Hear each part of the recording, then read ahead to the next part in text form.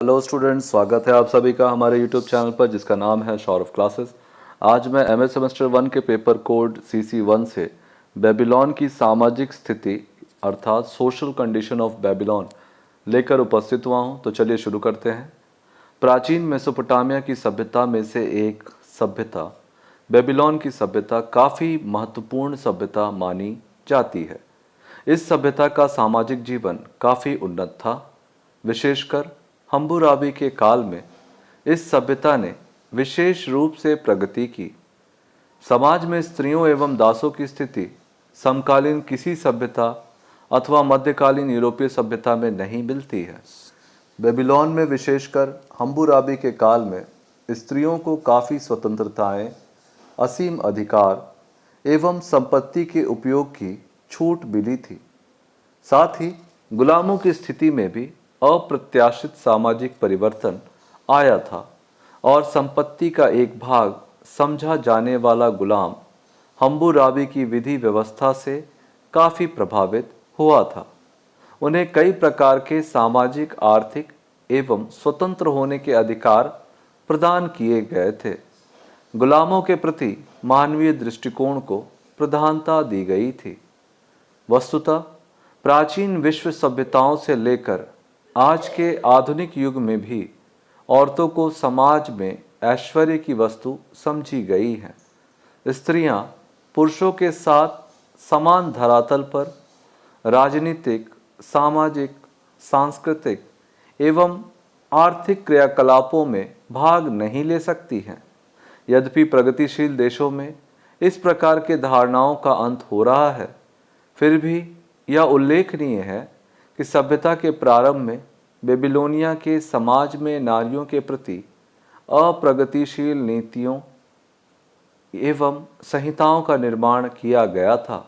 साथ ही नैतिकता के बंधन एवं आदर्शों को भी उसी मजबूती से लागू किया गया था जिसके अभाव से सामाजिक संबंधों पर पारस्परिक कटुता उत्पन्न हो सकती थी।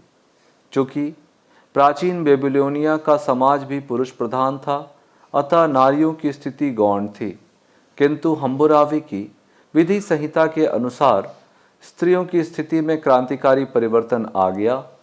स्त्रियों को एक और जितनी स्वतंत्रताएं दी गईं, दूसरी ओर उन्हें कुछ नैतिक प्रतिबंधों के दायरे में भी रखा गया था, जिसका उल्लंघन करने पर स्त्रियों को कानून की दृष्टि में अपराधी समझा जाता था और कठोर सजा दी जाती थी। हम्बुराबी की विधि संहिता में स्त्रियों को पुनर्विवाह का अधिकार दिया गया था।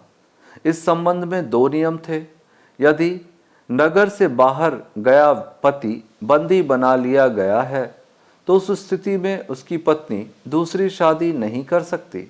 लेकिन युद्ध में गया पति बंदी बना लिया गया हो तो पर्याप्त संपत्ति नहीं छोड़कर गया हो तो वैसी परिस्थिति में पत्नी अपनी जीवन यापन के लिए दूसरी शादी कर सकती है। किंतु उस पत्नी के पहले पति के वापस आने पर पति को अपनी पत्नी पुनः प्राप्त करने का अधिकार था। पूर्व पति की अनुपस्थिति में दूसरे पति से अगर कोई बच्चा होता है तो उसकी जिम्मेदारी पहले पति की नहीं होगी। स्त्रियों को मिली स्वतंत्रता की एक मुख्य विशेषता यह थी कि कोई भी स्वतंत्र स्त्री दास पुरुष से शादी कर सकती थी, फिर भी वह तथा उसके संतान स्वतंत्र ही रहते थे। यदि कोई स्वतंत्र पुरुष किसी दास स्त्री से शादी कर ले तब संतानोत्पत्ति के बाद दास स्त्री स्वतंत्र हो जाती थी। हम्बुराबी की विधि संहिता में तलाक से संबंधित बातों को भी सूक्ष्मतापूर्वक वर्णन किया गया है। यदि किसी स्त्री पर लगाए गए चरित्रहीनता के दोषारोपण तथा कर्तव्यों का उचित पालन न कर पाने का आरोप सिद्ध हो पाते थे तो उसे तलाक दिया जा सकता था। तलाकशुदा औरत का अपने पति की संपत्ति पर कोई अधिकार नहीं रहता था और न ही अपने भरण पोषण के लिए मुआवजा की मांग कर सकती थी। निसंतान और बांझ औरत के संबंध में यह प्रावधान था कि उसका पति अपनी पत्नी को तलाक दे सकता था। यह उपपत्नी का स्थान ग्रहण कर लेती थी, किंतु ये दासियां मुख्य पत्नी का स्थान प्राप्त करने की कोशिश नहीं कर सकती थी। वैवाहिक जीवन में नैतिकता को महत्वपूर्ण स्थान दिया गया था। विवाहित स्त्री के लिए व्यभिचार गंभीर अपराध माना जाता था। यदि शादीशुदा औरत और पर दूसरे पुरुष के साथ गलत संबंध पाए जाने पर उसे और उसके प्रेमी को पानी में डुबोकर मार डाला जाता था। अपने कर्तव्यों या नैतिकता के उल्लंघन में जब किसी दूसरे व्यक्ति द्वारा स्त्री पर आरोप लगाया गया हो तो स्त्री को पानी पर चलने की परीक्षा द्वारा अपनी पवित्रता सिद्ध करनी पड़ती थी। व्यभिचार के आरोप में पकड़ी गई किसी स्त्री की हिफाजत उसका पति राजा के समक्ष अपील करके कर सकता था। हम्बुराबी के विधान संहिता में इस संदर्भ में उल्लेख आया है कि यदि किसी आदमी की वजह से किसी स्त्री पर उंगली उठाई गई हो तो उसे अपने पति के लिए अपने आप को पानी में डुबा देना चाहिए। इस प्रकार के कानून नैतिक मानदंडों की आवश्यकताओं तत्कालीन वैवाहिक जीवन की मुख्य विशेषता थी। प्राचीन बेबीलोनिया के समाज में विवाहित स्त्री को सार्वजनिक कार्यों में भी भाग लेने का अधिकार था। वे न्यायालय में उपस्थित होकर गवाही दे सकती थी।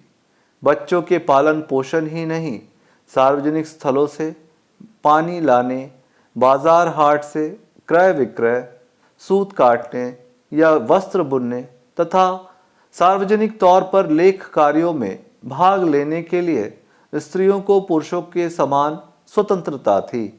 बेबीलोन के समाज में गुलामों का महत्व नहीं था। प्राचीन बेबीलोनिया में स्त्रियों की दशा अच्छी थी। उन्हें समाज में स्वतंत्र स्थान प्राप्त था। अगर उनके सम्मान की अवहेलना होती थी तो हम्बीराबी के लिखित कानून द्वारा उसकी रक्षा की जाती थी, किंतु तत्कालीन कानूनों के अनुसार पत्नी के अस्तित्व की उपेक्षा की इच्छा की जाती थी और अस्तित्व भंग के लिए कठोर दंड दिए जाते थे।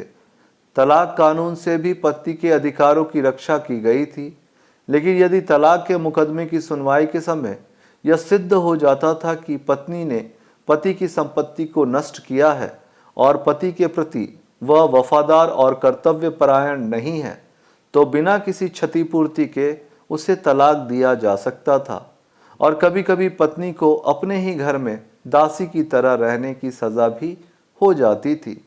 यह परिस्थितियां उस समय उत्पन्न होती थीं जब स्त्रियां वर्णित कानून का उल्लंघन करती थीं।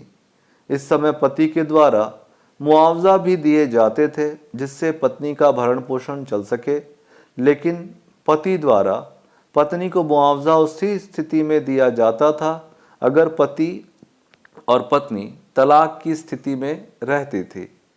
पत्नी के अलावे पति को भी पत्नी के ऊपर कुछ कानूनी अधिकार था। वह अपनी पत्नी को दासी बना सकता था और 3 महीने के बाद उस पत्नी को स्वतंत्र बनना पड़ता था। यह परिस्थिति भारतीय समाज में पुरुष प्रधान के चारित्रिक स्थितियों को दर्शाता है। यदि कोई स्वतंत्र व्यक्ति किसी गुलाम स्त्री को पत्नी या उपपत्ति बना लेता है तो उस विवाह से पहले संतान होने के बाद ऐसी पत्नी को स्वतंत्र स्त्री का अधिकार मिल जाते थे। प्राचीन बेबीलोनिया में विवाहित स्त्रियों के अलावा आजीवन कुंवारियां भी हुआ करती थी। इन आजीवन कुंवारियों के विषय में ही तात्कालीन कानूनों में विचित्र नियम बनाए गए थे। प्राचीन भारतीय समाज की तरह बेबीलोनिया में भी बहुत से कुंवारियों को देवताओं को समर्पित कर दिया जाता था।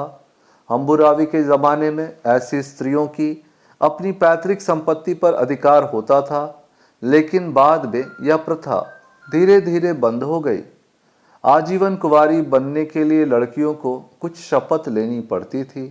कुछ प्रतिज्ञाओं एवं व्रतों के द्वारा वह धार्मिक उपासकों के दल में सम्मिलित हो जाती थी और उसे बेबीलोनिया के किसी मंदिर में रख दिया जाता था। इस प्रकार के धार्मिक उपासिकाओं को समाज में काफी सम्मानित और प्रभावशाली पद प्राप्त होता था।